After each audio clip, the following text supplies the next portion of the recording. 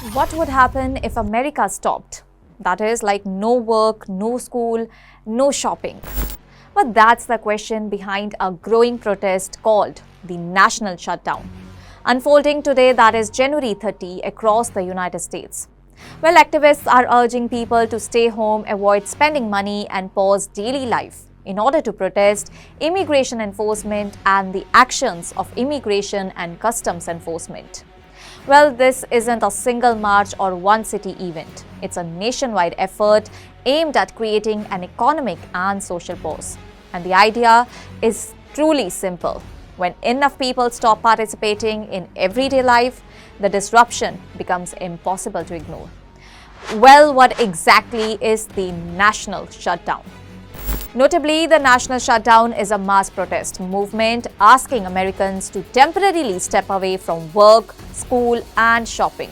Organizers call it a general strike or economic blackout, a tactic that relies on collective non-participation instead of confrontation.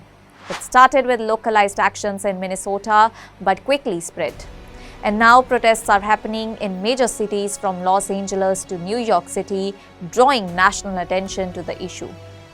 Well, and what sparked this movement?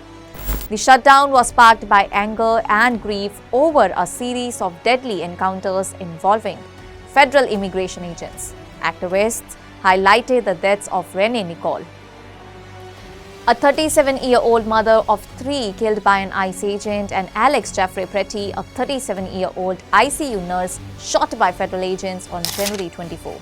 An officials called both the shootings self-defense, but eyewitnesses and community members dispute that, citing video and conflicting reports. And for many protesters, all these cases reflect a broader pattern of aggressive immigration enforcement. Well, why does Minnesota become the center? Minnesota became the focal point after a massive protest on January 23 called the Day of Truth and Freedom. Tens of thousands participated, leading to school closures, business shutdowns, and widespread community involvement. Minneapolis has long been a hub for immigrant advocacy. Local groups say that federal raids and detentions have created fear and instability, and the scale of all these protests helped push the movement nationwide.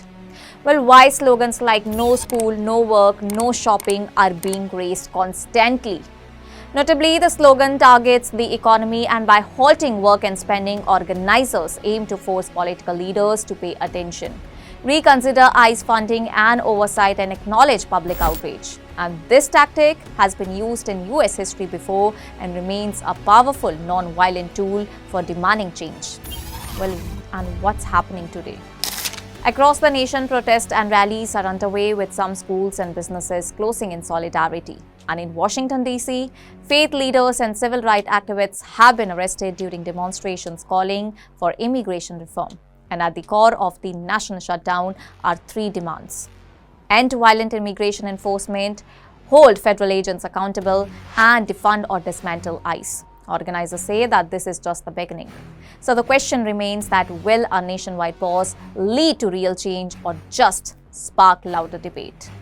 What do you think about this? Let us know in the comment section below, and do like, comment and subscribe to the Savera for more updates.